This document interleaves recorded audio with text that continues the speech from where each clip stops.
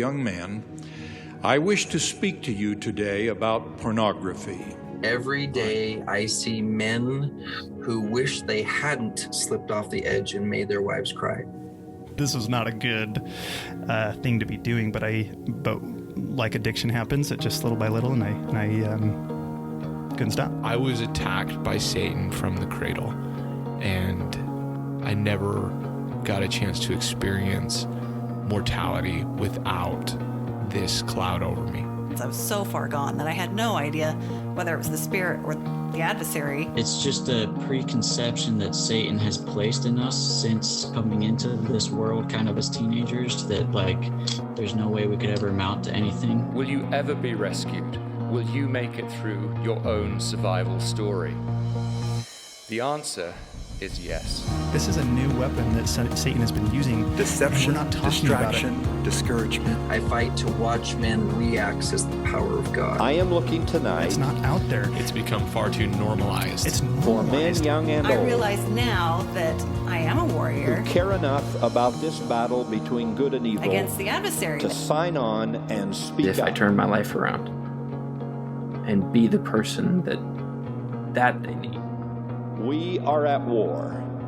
And for these next few minutes, I want to be a one-man recruiting station.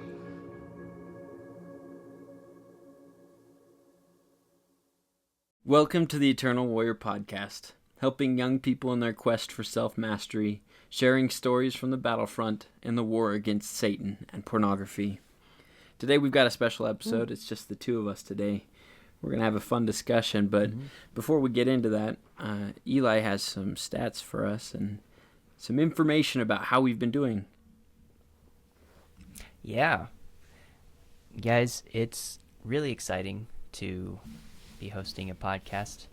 We're both pretty busy, so we don't have a ton of time to look at these, but we just looked today and we have 236 downloads of the podcast over the last 7 days, and which includes 159 unique listeners, which, wow, that's awesome. That's crazy. Absolutely. I think it's super important that we are able to keep sharing this message and get it out to those who really need it. I know this was a huge support for me back when I was working on my graduation from Sons of Helaman, and there's a lot out there who haven't even heard of the program, who just need some connection, need to feel like they're not alone, people who want to overcome this. So please refer us to your friends, and if you know anyone, just let them know that they're loved, and they can reach out to us. They can reach out to the website, and our website, like we've said, and it's in the bottom, is podcast@lifechangingservices.org. We want to hear from you. It's your podcast. Absolutely. Now, in that note, I think it's appropriate that today our discussion is a sensitive one. We're going to talk today about how to make it through failure, how to overcome a failure or a lost battle, and what kind of toll that can have on you and your fight. Yeah. This is a really important one. Did you want to start us off, Garett? You're kind of the one that introduced me to this. How are you thinking of this going down? Yeah, it's been a couple weeks now, but a while back I had a lost battle, and you forget, especially when you're doing well, you forget the hopelessness that you can feel after losing. And Satan really hits you hard After losing once, Satan really hits you hard to try and make you lose again, right? Tries to convince you that, you already messed up once. What does it matter anymore? And I just thought it was a topic that I wish I had learned more about sooner, because it was so easy for me to fall into a self-defeating pattern before I understood the process and understood how I was supposed to fight Satan even after a lost battle, if that makes sense. I am curious, what do you think were the things that led up to this lost battle? Like, what happened there? I think a big one of the big triggers for me is boredom. I was diagnosed with ADD as an adult, and most of my life I've been in some sort of school setting. Heck, darn near all of my life I've been in some sort of school setting, which meant that I had a constant source of knowledge and entertainment, honestly, something to keep my mind occupied. And because of that, I could avoid being bored a lot of the time. Right? There was always something for me to be doing. There was somebody looking over my shoulder. There was a deadline. And it allowed me to prevent that boredom a lot of the time. But since becoming a adult, a real adult, beyond just an adult in college, that's right. You get a real job, and let's just face it, most real jobs are kind of boring, right? There's not much you can do about that. You're going to be bored. Yeah. And there's not a lot of growth. You're doing the same stuff every day. You go and, there's a reason they call it a 9 to 5, and you just do the same stuff every day. And that boredom is something that I've struggled with.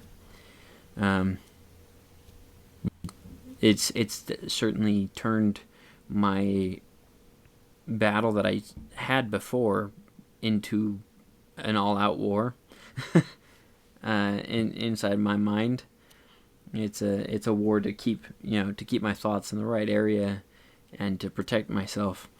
And well, I lost. I was weak, and it's easy to look back and try to make excuses. And the honest truth is, there's not really an excuse. I allowed myself to be weak. I allowed myself to be lenient in areas, and Satan won because of that. And it's both hard to recognize that, as well as hard to accept it once you do recognize it. Because it's so much easier to blame ourselves. It's so much easier to say, well, I suck, and therefore I should just stop trying, or any number of other lies that Satan tells us to try and get us to give up. So that I think the first step, at least for me, the first step in recovering from something like that is recognizing that I lost, yes, but I lost to Satan. I didn't lose to myself. I lost to Satan. Yeah. We have a cunning adversary. There is a real enemy, and he, yeah. Yeah. Yeah, well, I mean, what are your he's thoughts there. on that? I'm sure you've probably experienced similar things. Yeah, no. Yeah, no. Yeah. Um, it's I've definitely felt, well, it's hard for me, because, I think often, one of the misgivings that parents or leaders will have before enrolling people, when they view the curriculum, is, are they just going to blame everything on Satan and they don't have any accountability? And that is a temptation for me. And so it's, for me, I find one of the hard things is finding the balance of, okay, what exactly was Satan's fault and what was my fault? Because anything that happens through my body is my responsibility. Right. And that's, it's just a tough thing because addiction compromises agency to a degree. Right, it does. And yeah. So it's still, and even so, it's still, your body is still your responsibility, even when you haven't yet figured out how you're going to control it. And I think the biggest saving grace there is God is patient. He's willing to allow us to make mistakes and to learn from them, to grow. And each time we do, each time we figure out a new solution, we become stronger. Like in Ether 12:27, I give unto men weakness that they can shoot. Do you know that verse? I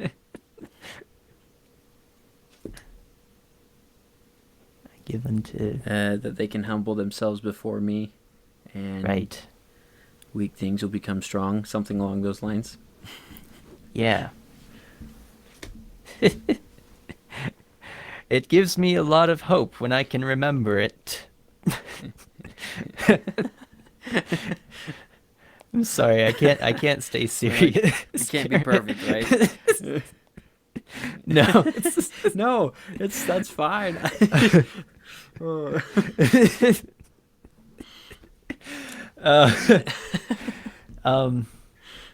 Yeah. I also wanted to ask, what if, I guess my instinct is telling me to do a Q5 with you, which is Captain's Log question number 5. And I think we've outlined what's happened, what kind of led up to it. Do you have any strategies in place now? Have you taken the time to review it and think, I could have done this specific thing better, and do you have a plan for the next time you might be attacked that way? Yeah. So I guess there's twofold to that. Logistically speaking, the solution would be fill my time, right? Don't be bored. Don't get bored, because if I'm not bored, then I'm not going to run into those triggers. The issue with that is that logistically speaking, that's nearly impossible. There's always going to be a time when I'm bored, whether I'm doing something or not doing something. That Yeah. It's a normal thing for a mind to feel bored. And so if you're working, one of the things that if you're working, no, if you're working, you bored can from even be that. bored. Yeah. That's right, exactly. One of the things that I've strategized with and I'm working towards right now is learning to accept boredom, almost as though it were exposure therapy, right? That's a term that a lot of people have heard of, exposure therapy, where you expose yourself to, something you're afraid of in small quantities to eventually establish some level of normalcy. I guess it would be almost like boredom exposure therapy, to expose myself to boredom and to sit in it. To sit in it for a little bit and then say, this is okay. Like, this doesn't have to lead down negative paths, down forbidden paths. And that's hard. I bet. I'm gonna be honest. That is a hard thing to do. Wow. Because it goes against years of training, especially having had ADD and not really knowing about it, not really being aware of some of those things. I spent a lot of my youth and my teenage years and even my adult years coping with ADD without ever realizing that that's what I was doing. And that's what you mean by training? Yeah, the training that it wasn't a conscious training. It's the habits that I've grown over time in an effort to deal with my unique neurodivergence, right? Right. That those neural pathways, those things that are embedded in my brain have to be counteracted. And so that's what I've been trying to do a little bit, is try to expose myself to, not to pornography. That is a bad idea, but to expose myself to boredom. Exposure therapy. That's not. Yeah, that's not. No, yeah, there's. Yeah, no. Exposure therapy does not work with highly addictive substances such as pornography. Yeah. But boredom isn't addictive. Boredom is the opposite. Boredom is the negative feeling that leads me to pornography. So learning to feel those negative feelings and be okay with them. Say, this is an okay feeling to have. It doesn't have to take me somewhere bad. Yeah. That's really it's admirable. Tough, but yeah, I was thinking of my own solutions of, what would I do in your situation, and that really surprised me. Like, wow, you can do that.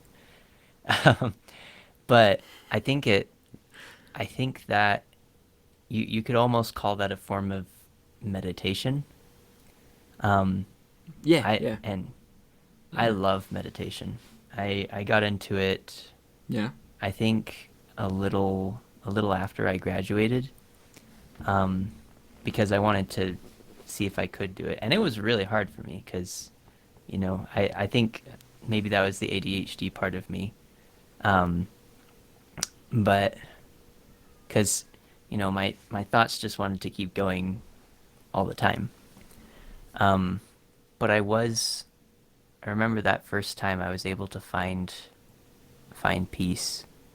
As I developed it, I realized some of the most powerful meditations you can have is meditating while you're uncomfortable or while you're in pain.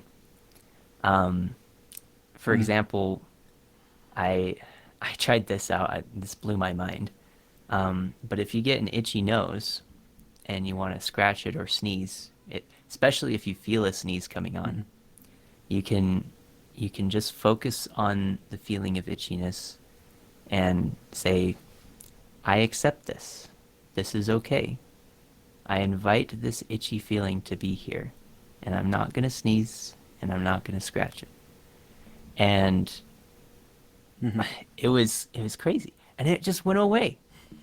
It's like the body recognized, like, I think, something comes into contact with our receptors, and it sends a signal, and the brain creates the feeling of itchiness, not the thing touching you. It's the brain. And so when the brain recognizes that you're not responding to its signals, it stops sending them. Stop sending them. Yeah. Yeah. So that's... Yeah, no, it's... Yeah. It is an amazing technique. It is just really hard. Yeah. It's a hard one to pull off. It's hard to do on your own, especially. That does bring up a point that I think is critical when it comes to losing a battle, and that's that you can't do it alone. Right. You can't. I mean, obviously, you can lose a battle alone. That's not what I'm talking about. Mm-hmm. You can't recover alone. You can't pull out of that satanic cycle by yourself. Yeah. Or at least not in my experience. Maybe there's a spiritual macho man out there who can do it. In my experience, it's not possible. Yeah. Once you get beat down like that, you need somebody else. Right. There's a quote from somewhere. It gets repeated in group often, where the opposite of addiction is connection. Have you heard that? Do you know where that comes from? Yeah.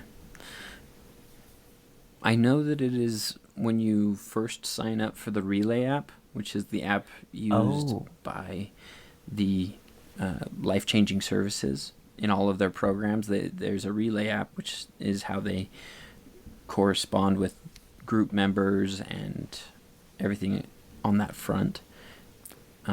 When you first log into it, it shows you that quote. I don't know who it's from, but I do know that it comes up there when you first sign up for the service. Yeah. And it's true. It's absolutely true. 100%. The difficult part with that is that it can be... You have to think outside the box, because you might not have the connection that you desire with people around you, right? Maybe you're not in the best of circumstances. The people who surround you aren't the best people, and you can't be as friendly as you might want to be, or it's not safe to be as friendly as you want to be, right? Yeah. I understand that. I get that. Like, vulnerability is a hard thing. At the same time, connection doesn't necessarily mean with just people. Like, don't get me wrong, I think the most powerful types of connection are with people. But one of the things that I've recognized is that I can feel connected with my job. My job's kind of boring. I recognize that. That's but interesting. My job is most boring when I don't feel connected to it. When I'm just going through the motions. Being engaged. But when I choose to be present, and to be engaged, the connection helps. Now, like I said, I do think that connection with people is far more powerful. Right. But that doesn't mean that the other forms of connection aren't there or aren't meaningful as well. Powerful. Yeah. So powerful.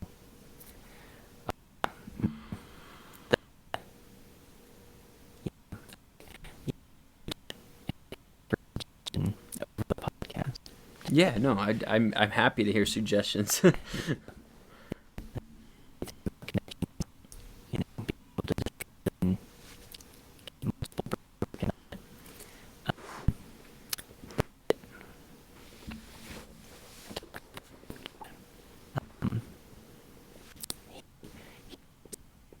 train of thought as a literal train. He likes to use the Inside Out analogy, if you've ever seen that wonderful show. Right. And he says, I always know, well, it took him years to finally recognize, but if you do watch your thoughts, you can see where they're going, and that you can stop it before it goes. And he's like, my train of thought is a literal train, in the fact that I can't turn it to the left or to the right. Have you ever put steering wheels on a train? It doesn't go nowhere. So what I have to Not do functional. is once I see this thought going, and I ask myself, is this going in a healthy direction? Is it not going in a helpful direction? If it's not, then I need to blow it up. Start over again. Just boom. Tracks and cars flying everywhere. And he says, I have like 5 good thoughts that start a new train of thought that I can always rely on to keep my head in a good space when I'm being busy. And so I'm just thinking, in a situation where like you're busy but you're bored, you have to you can go a step and like plan out what you want to think about. He often uses that as examples of flagpoles. Like if he's attacked in the middle of the night and he gets a thought, like his flagpole is writing articles, and he's like, I can't just like release a new article every time I get a bad thought, because I get like 20 bad thoughts every day. I mean, that would be amazing. Right. But I can think about what would be the next thing I would write in this article I'm working on, if I'm confronted with a thought I don't want. And it's not, it's not something that will keep him away. Like it'll just push back at the bad thought. In my experience, when I've applied this, it just kind of pushes it back for a while. But it does help when it's something dynamic, like creating a story rather than repeating a set of reasons. The set of reasons is helpful. Right. Like, oftentimes we're encouraged to like have reasons of, this is who I am, this is why I fight, just to remember. But when you say that 20 times throughout the day, you can maybe start to go into autopilot a little bit. In the next 10 minutes. Yeah. Yeah. And so, yeah, just having a creative project in your mind, I think is a cool thing. It contradicts the. I was just on the. Sit on the meditation, but. Finish your thought. Yeah. Well, I was just saying it. I don't. Yeah. I don't think it contradicts it. I think it's just a different tool. Right. Right. We're using our brain in different ways. I think it is important, using the analogy that you brought up with Maurice, this train of thought. I used to think, back when I was doing this all by myself, that, if I recognized that my train of thought was going in a negative direction, that I just needed to stop, right? Like the thing I needed to do was stop. And to some extent, that makes sense. That works, right? You stop and you're no longer progressing towards that negative thing. The problem with that is that at some point you will inevitably start going again. And you haven't changed the tracks. right? The tracks are still leading towards that negative thing. And so if you start going again, you're going right back to that negative thing. And this is a trap that I found myself in multiple times, where I would be in a bad spot, and so I might go put myself in a situation where I couldn't, right? Go spend time with my family, go do something, right? Stop the train, right? I'd stop it. Yeah. But then I didn't do anything to blow the train up, right? To get rid of that track. That's not the track I want to be on. That's not where I want to be. Instead, I just stopped it, and then 2.5 hours later, or 20 minutes later, whatever it happens to be, I start going again. And I'm still going in a negative direction. And so it's important when we are looking at that it's not just about, okay, I need to stop this direction. I can't go in this direction. That's good. Yes, absolutely. You do need to stop that. But you also have to change something. And that has both psychological meaning, but it also has spiritual meaning, right? Multiple times in the past several conferences, we've heard the phrase that repentance simply means to change or to turn to God. And I think that applies here. When we have those thoughts, then we know that train of thought is going in a negative direction. It's not just stop. Instead, we must turn to God. Right. And if we are on tracks, right, you can't just turn the wheel. Like, you have to start over. Yeah. You got to do something to start over. Yeah. I guess putting that in the psychology realm, like that track could be considered a neural pathway. And neural pathways are infamously hard to change. And so yeah, kind of what I hear you saying there is it goes back to re-triggering and making new neural pathways to abandon the old one. And that can come in the form of, when we're there, we have a plan of what we're going to do once we're there. Like, oh, I'm here and I want to be over there, so I'm going to do this. And you have to keep doing that over and over and over and over again. So, right. And that brings up a good point. In some of our previous episodes, we've talked about the manpower goals, and this has a lot to do with the A in manpower, the action goal. Obviously, the action goal is unique to each person and to each warrior. You're going to have different actions that you choose to take to try and recreate those neural pathways. But you may be tempted in that action goal to ask yourself, okay, why do I need to do these actions every single day? Why not just whenever I'm feeling tempted? And the answer is, you have to do them every day, even when you're not tempted, because you have to get as close as you possibly can to creating a new neural pathway. Right? A new set of decisions that you can make rather than the bad ones. And that's a hard thing to do. It's hard to have the so hard. The accountability, the what's the right word I'm looking for?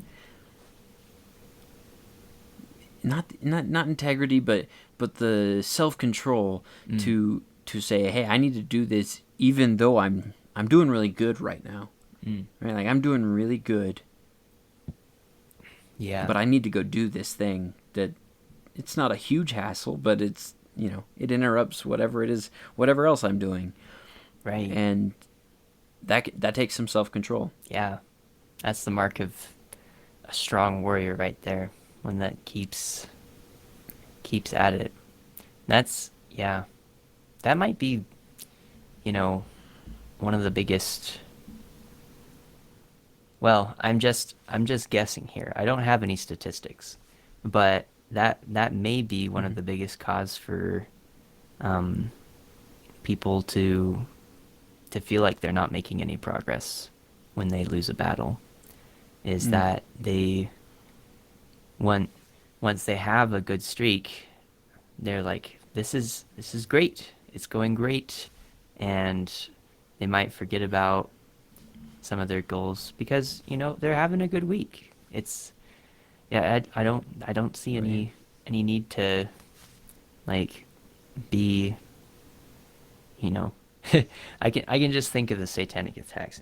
It's not like you've given up these goals. It's just you don't need to be so rigid with them, You just let it be a little flexible, And Yep. and then but it's our persistence through those good times that I think make it so the next battle is easier. And that's another important thing too. Even when you're going through a good time, there will still be those bad times. Even if you are really diligent to each of your manpower goals and your border patrol, making sure that you're accountable to what you said you were going to do, you're still going to face battles. And I know, like me, I was really surprised by that, because I was one of those who was very diligent about making sure I did my goals every day. And it surprised me. I'm one who I kind of relish in sameness and having everything organized, which is like routine. It completely contradicts my ADHD side. So we're having fun up in here. I think I've gone through different stages, and right now I'm in my ADHD more than I'm in my autism, which makes me more social, makes me more willing to do new things and to enjoy them. And also is making things a little slacking right now. But I was really surprised back when I was really rigid that, I'd still have ups and downs. And it was so important for me to keep in perspective, this last battle was not as devastating as the last lost battle, because I knew what to do afterwards, and I knew what to look for, and I was accountable to my accountability partners this time. I wasn't last time. So I find it so important just to keep track of, what did you do right in this situation where something bad happened. Yeah, it's not in the, dragons did they fight, but it's in Armed with Righteousness, which is the other book that gets sent out as you sign up for life-changing services. Yeah. There is a section in there where it gives advice on keeping track of your battles, but one of the things that it suggests you do is don't keep track of it in terms of a whole day. Right? Keep track of every single battle, because it looks a heck of a lot different if, for example, you're having a bad day, and so you might have 60 temptations. Let's say you're having a real bad day. It's just bad things are happening. And let's say you give in to those temptations 7 times. This is excessive, right? We're just going to an extreme. Yeah. If you look at that and you look at the day based off of your failures, you will see the 7 failures and the 7 times you chose to do what was wrong, that Satan overpowered you and you chose to do what was wrong. Yeah. And that's depressing and it's scary. But if you then look at it from a different perspective. If you change the way you look at it and say, I had 60 battles today and I only lost 7. That means I have a 88% success rate for today. Right. That's pretty good. That's not too shabby. Yeah. Exactly. Obviously we're shooting for 100. Obviously that's what we want is 100% success rate. But there's a big difference between a day where we were 88% successful and a day where we view it as 7 failures. Right. There's an awesome guy in one of my groups, and he's really good at just articulating what's going wrong. I'll probably have a lot of stories about this guy. I just met him recently as I was visiting one of Maurice's group. I believe it was the Thursday 8:30 Zoom group. And he was, when he started out, he was super gung-ho, really. He embodied what it was to be like a knight of the round table. Like, he's just, he can articulate himself really well, and he's like, I'm done with this battle, and I'm going to do whatever it takes to overcome it. And he got really emotional when he lost after about 4 weeks. And I had met him. I connected with him in group. We had a lot of similar hobbies, and so I said, I'll be your accountability partner. And he called me after that 4th week, and he's like, I don't know what's going on. I made a plan, and I followed that plan, and I still lost. And you could hear the emotion in his voice as he was explaining this, and he's like, I don't know what else I could do. I don't know what I did wrong. I did everything I planned to do, and I still lost. And it was really hard for me to hear. It had been a while since I'd been an accountability partner. But I just tried to get him focused on the statistics and say, okay, well, how long have you been in the program? All right. Not that long.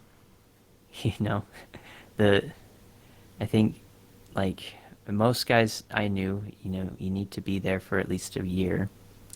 And I explained to him, we can make plans and we can say what we want, but the thing that we're dealing with is chemicals and physical neural pathways. And when we have when we have an addiction, it means our values are not aligned with our actions, and our aspirations sometimes are not aligned with our actions. And so if it was a good plan, if you were doing good things, just do it again and do it the next time and get better and improve and discover new things, because the fight's not over. This isn't the end. Yeah. You can keep going. And he was so grateful. And now he's at a point where I'll see him announce on the Relay app why I had a lost battle. This is why I lost. This is how I did better from the last battle, and this is what I'm gonna do going forward. And it's Going forward, yeah. he's a machine. He knows what to do. He's going at it, yeah. He's just going head first at it. And that's so admirable, I think. You know, this brings to mind an experience I had with my son the other day. I love being a parent. Obviously, having kids is fun, and teaching them and helping them grow. But one of the reasons that I love being a parent is because it is not uncommon for me to give a piece of advice or teach a lesson in a moment that I never really spent the time to think about. A piece of wisdom will come to me as a parent teaching to my child that never occurred to me in that way, and it changes the way I view things. And this happened a couple months ago. My son was doing some artwork. He loves to draw, loves to color, and he was struggling to get his artwork to come out like he wanted it to.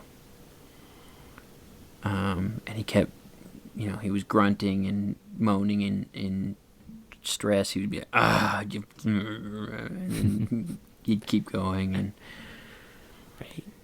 he finally threw his pencil on the table and was just like, I'm done. I'm so bad at drawing. And I said, let me see. And so he showed it to me. And I said, that looks great. I think that looks fantastic. And he said, no, there's a problem here. And I said, well, one of the best things about art is that it's not about being perfect. It's about doing the best that you can this time. And then recognizing what you can do better next time. And I think that applies to this, that it's more of an art form than we'd like to think. Yeah. It's not about being perfect, because the honest truth is that none of us are going to be. We are all going to fail again. One time or another. There might be one or two of us out there who are, extremely blessed and will have a change of heart in a moment. But for the most part, this is a lifelong battle that requires constant effort, and none of us can hope to be perfect. It's just not going to happen. We're not made to be perfect. We're made to learn from our imperfections, and so we do the best we can, and then we look and we recognize where we can do better next time. And I think that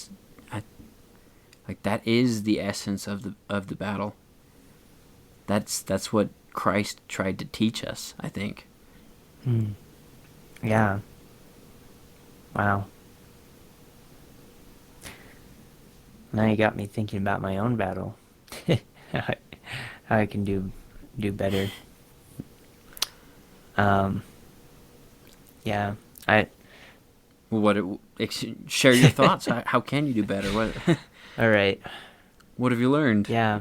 So it was the toughest battles I have is when I'm in a lot of pain, and it's no longer emotional pain. It's physical pain. I happen to have a lot of food intolerances, and that it was on Sunday, which every part of this I'm like, oh man, how did this happen? But it was on a Sunday, and it was a really long and hard day. I had to work on that Sunday morning, and then go to church in the afternoon. And by by the time it rolled around to bedtime, I was exhausted and my stomach was killing me.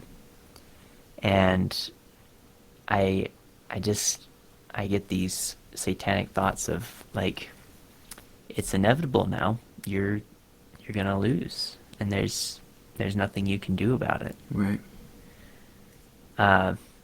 And that's really hard. In those moments, I start to believe it. I did a lot of good things. I went in. My mother was in the kitchen at the time, and I expressed to her how I felt, and she tried to help me out. She's like, "Can I kick your foot? Would that help?" I'm like, nah, I don't think so, but thanks for the thought. And it was a tough battle. I fought basically from 10:30 p.m. to 4 a.m, trying to win, trying to get to sleep, trying to clear my mind, and I ended up losing. And but the thing that infuriated me about it the most was it was going to be worse. Like, I was going to pick up my phone and not do good things with it. But my girlfriend is the backdrop of my phone. And that hit me like a ton of bricks. Yeah. When I opened the phone, right, and I saw this amazing young woman's face, and I'm like, what am I doing? No. Yeah. And that I think has activated a new form of warrior chemistry in me, where it's like I fight to have her. I can't have both things. Right. And I want her, and I won't let anything replace her. I love her. Yeah. And wow. That just really hit me. And so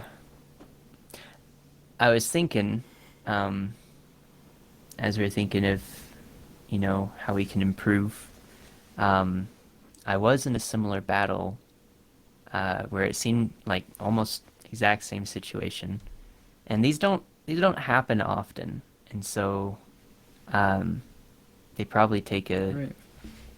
I could probably put in a little bit more practice while I'm at level 0, but it felt inevitable. It was in the middle of the night. Yeah.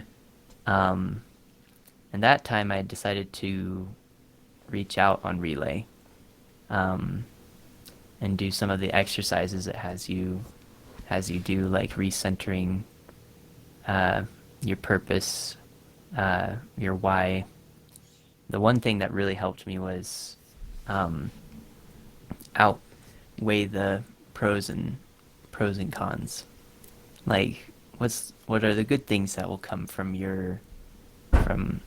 this bad decision? What are the negative things? What are the good things that will come from not doing it, etc., etc.? And I did that, and I won that night. And so that's probably what I need to apply to the next time, and what I need to apply to my drills.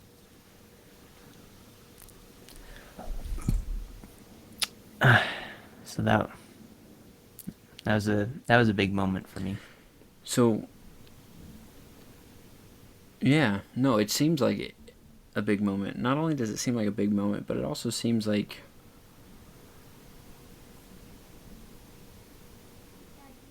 more of a win than you might think it is. I mean, obviously you the loss did come, right, but the fact that you fought it for so long that's a big deal, right?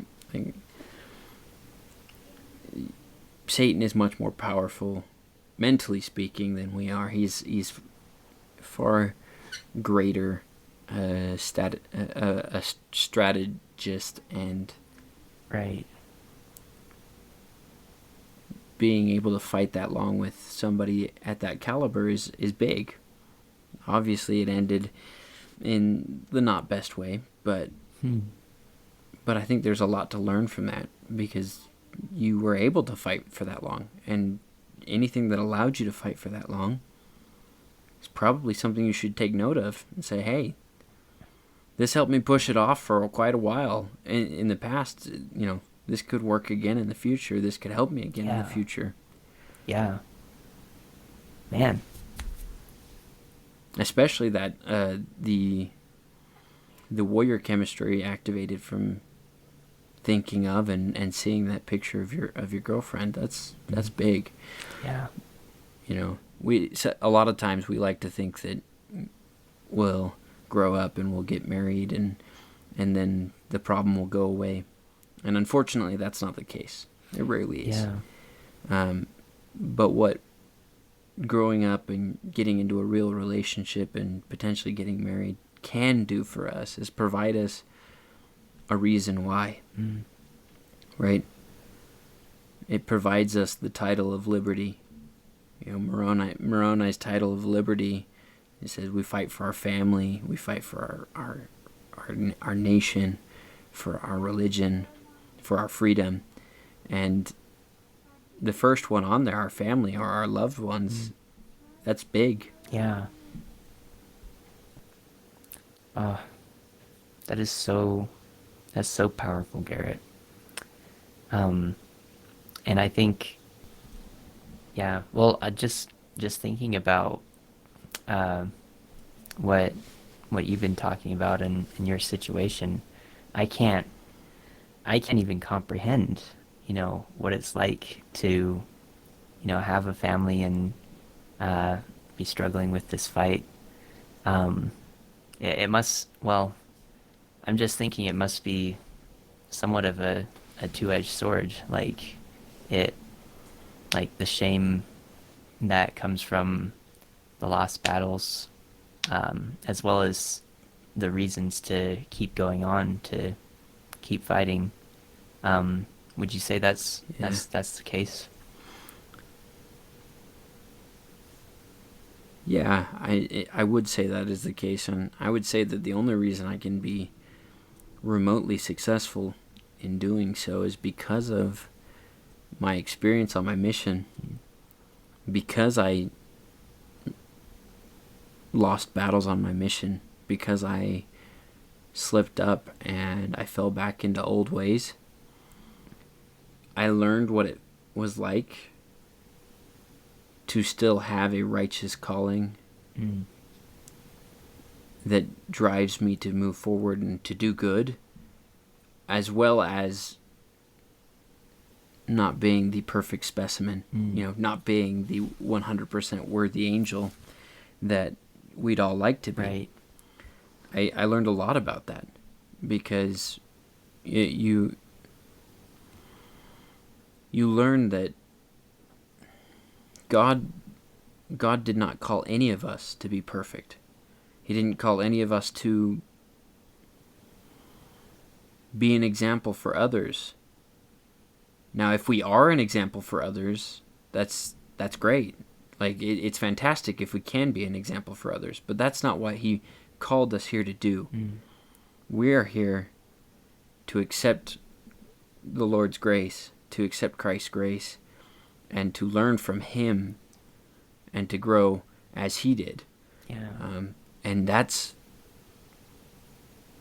it. That's all God expects from us, is to accept, to recognize our faults and to accept Christ and grow through Him and through His grace. And that can be incredibly powerful, as long as we're willing to remember that. Yeah. Let's go. I think it's a huge temptation it's a huge satanic thought shame point. And it's a phrase that could go either way. It's like I'm supposed to be better than this. Like I'm supposed to be. I'm at a point now where this isn't an option, and it happened anyway. Like no, this can't go on. Right. And I think that brings up a whole world of emotions right there.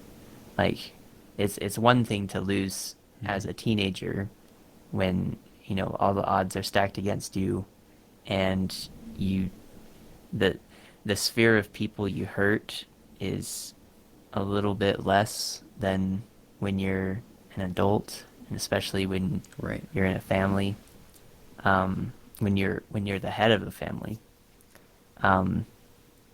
But that phrase is also, for me, is a great motivator. Like this morning I was an officiator in the Leighton Temple. And when I lost on Sunday, I got that thought, like I'm supposed to be better than this. And I was able to redirect that thought into, I will be better than this. I won't give up. And yeah, that's you said it right. Like having that trust in God is so crucial. Yeah. Another thing that I struggle with, and it might seem unrelated to this addiction, but I struggle with anger problems. I've got some anger problems. Nothing crazy, just, it can get out of hand at times. And I can end up yelling at my kids or yelling in a way that doesn't make me very happy. And I'm a product of my circumstances, and I recognize that those anger problems do come in part from the home that I was raised in, and the anger problems of my parents, right?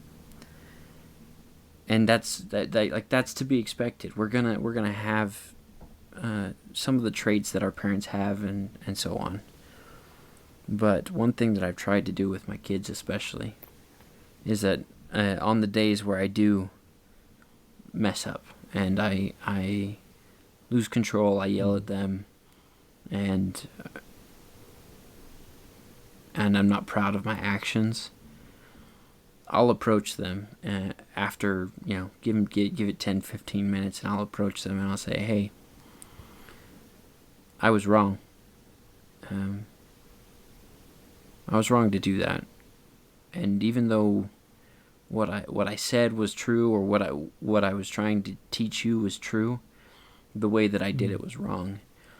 And I can look at that as, despite the fact that I'm not perfect, and I clearly have to continue to work on those anger problems, I can guarantee that my children know what it is to apologize, and that they know that their dad loves them despite his flaws.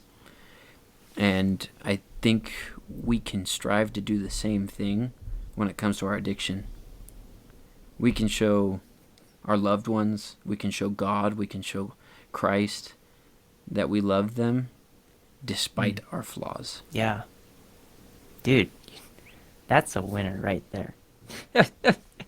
Man, just that is so good.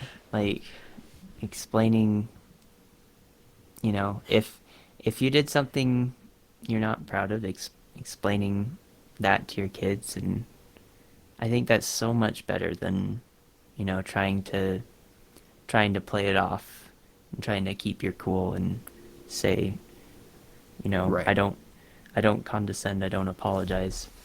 I think you're doing a lot of good there. I think that's awesome. Yeah, I hope I am. And I think that, to kind of conclude our discussion here, I think that we can adopt a similar spirit when it comes to our addiction, or when we do have a lost battle, as most of us will. We lose the battle, and then we don't have in this case, we don't have children to explain it to, but we can sit down with ourselves, or we can sit down with Christ. We can sit down with God in prayer, and we can explain where we went wrong, apologize, and then move forward. And if my children are any indication, after apologizing sincerely for my negative behavior, there's no hesitation for my kids. My kids don't question whether I love them. And I imagine the same is true when we're doing the same with God and with Christ in prayer. When we recognize our faults and we recognize that sin and we apologize and we move forward, there's no lack of love there. Yeah. And I have another concluding thought. One more. I think, just think about what Satan's goal is and what God's goal is. Like, maybe he rejoices when we sin. I mean, no, he definitely rejoices when we contradict our values and when we sin. But his ultimate goal is to make us miserable forever. And we're only miserable forever when we've given up, when we are in a state of misery instead of just a moment of misery. And so, in a sense, it's less about the lost battle and what you do afterwards that really counts. Where is your trajectory going? And yes, it is important to, if we're going to maintain that trajectory, we do need to see the little details of what went wrong and how we're going to do better. But it's also good to keep in mind, in the long run, what do we want? Where do we desire to be? And if we strive for that, we're going to get there. We're going to make it. Yeah. Absolutely. Well, Eli, yeah. I think that was a pretty good discussion. We can wrap that up. And you were worried. I was worried it wasn't going to be enough content. I repent.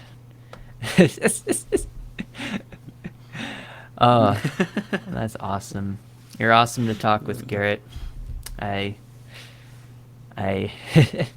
This every time we do an episode, it gives me more motivation for the next one. Yeah. Well, do you want to close us out, Garett? Do I want to close us out? Sure. To anybody listening, if you have a story you'd like to share, please reach out to us. I believe it's podcast@lifechangingservices.org is our email. Reach out. We love to hear your story. We love to hear your comments, your questions, whatever it may be. And until next time, I promise to be of service to you and allow you to be of service to me until both you and I defeat this demon that assails us. If you're listening to this podcast, you have probably found that you are in need of, you are strongly desiring, a level of self-mastery that you have not been able to achieve on your own, or you are a loved one or a parent who knows someone who would like to achieve that level of self-mastery. It's not fun to be in that situation. Been there, done that. I've become a specialist in this area by spending 30 years initially searching for and harvesting eternal principles found in the world of psychology, science, and the words of the prophets, many of them found in the Book of Mormon. for my own sake first, and then I found that they're of great value to others. Instead of just hoarding these concepts, we put them into a book form that is easy for you to access. Like Dragons Did They Fight? You'll understand the reason why it's called that when you start reading it. But go to likedragonsfree.com, get your own free copy of it, download it, and then when you're ready to talk over your circumstances and make a battle plan, call 877-HERO 877. In other words, 877-4376. Talk to our headquarters people, and if necessary, they'll arrange for you to have a consultation with me. I am sad that you're going through this, but I've watched thousands and thousands of young warriors gain the confidence and strength they need to be able to have the lives they want now and the futures they desire to have. We will see you soon.